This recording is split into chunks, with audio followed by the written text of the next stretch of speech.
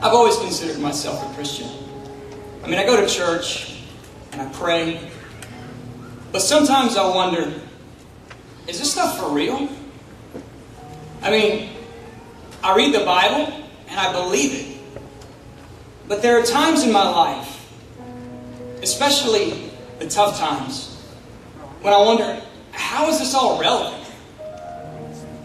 I mean, times have changed, and everything is so different. How can someone who lived thousands of years ago possibly relate to my life today? I mean, think about it. There was no electricity. There's no cars, internet, cell phones. I mean, most people couldn't even read and write. How could anything possibly be the same?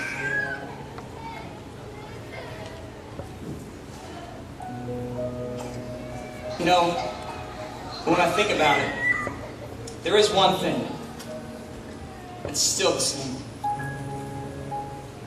And that's sin. I mean, sin is still sin, right? I mean, no matter how large or how small.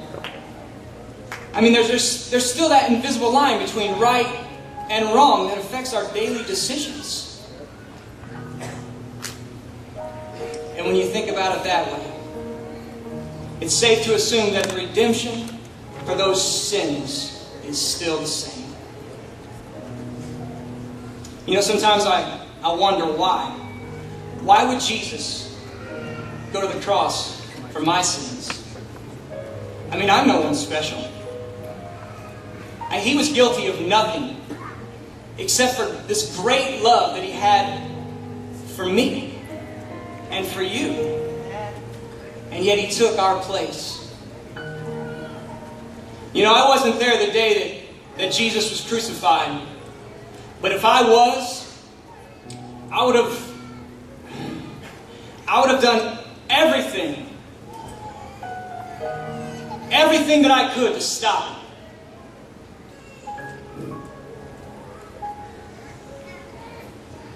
But there was nothing. There was nothing that I could have said or done that day to prevent Jesus from going to the cross. Because he was going to die for my sins no matter what. I was the guilty one. No, we were the guilty ones. And yet he took our place. So think about that today. And ask yourself this one question. Am I guilty?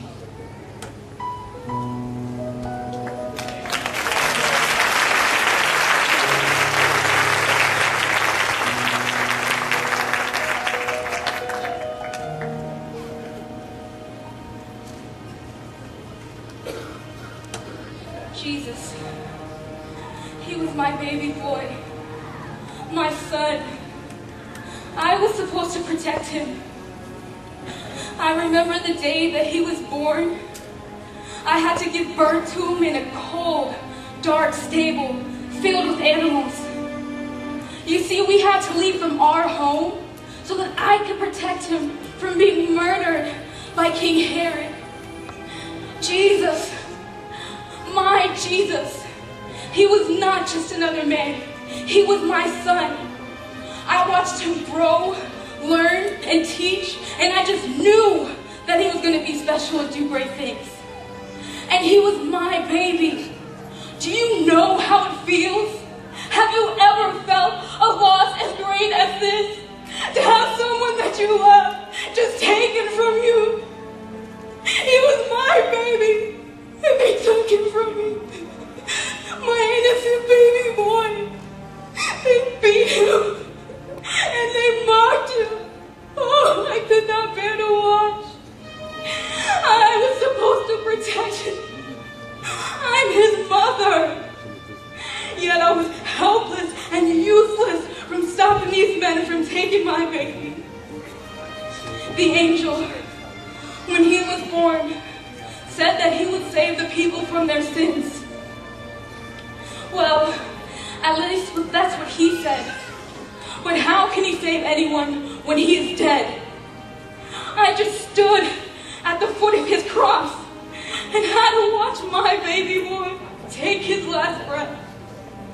I used to be able to pick him up when he would fall and hurt himself. But this time, I could do nothing. He was dead, and there was nothing that I could do to bring him back. Was this my fault?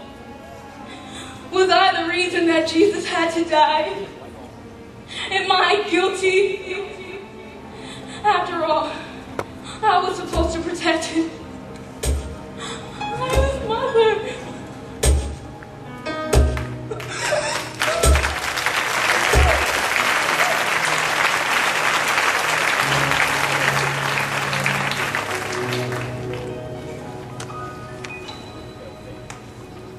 Why did they bring Jesus to me? By the time he had reached me, he'd already been badly beaten, was severely bruised. They had clearly judged him already. So why was the crowd seeking my judgment? Then it became clear. The crowd was seeking more than just my judgment. They were seeking for me to sentence Jesus to death. After speaking with Jesus, it was obvious he was a good man. And I certainly could see no reason for me to be put to death. What was his sin? I suppose if he were guilty of anything, it would be angering the religious leaders, but that's not punishable by death. I didn't want to be the judge. I didn't want to make a decision. So I told the crowd, take him to King Herod. Let him be the judge. A short time later, the crowd had returned with Jesus, except for this time they were demanding I judge him. Why was the crowd so adamant about my judgment? Besides, my heart was already heavy. I sympathized with Jesus. He was a good man, did good works for people. Certainly wasn't deserving of the anger and hatred being directed towards him and the punishment that he was receiving. So, I begged Jesus, tell me what to do. But he wouldn't. He just stood there and simply didn't respond. So to appease the crowd, I authorized that he be taken for punishment. I told them to make it severe, but that I did not want him killed. Sometime later, the crowd had returned with Jesus once again, except for this time I couldn't recognize him. What had they done? He was beaten beyond belief.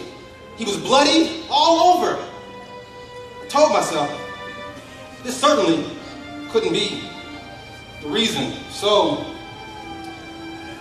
I told them, I will take Jesus and I will authorize that you take him.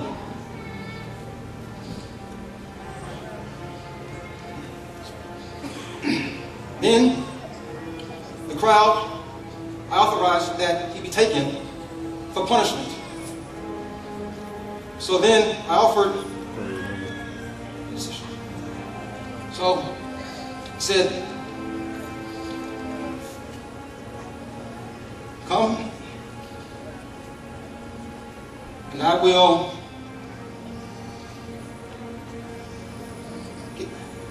so then I offered them a choice. I said, spare Jesus, who's innocent, and I'll give you Barabbas, who's guilty. He's a known murderer, mind you. You can imagine my surprise when the crowd began to cry, crucify him! Crucify him! Crucify him! My mind was troubled. My mind was troubled. My mind was racing. So I decided to do the only thing that I could think to do in this situation. I washed my hands of the entire mess. I wasn't going to be the one to authorize the murder of an innocent man.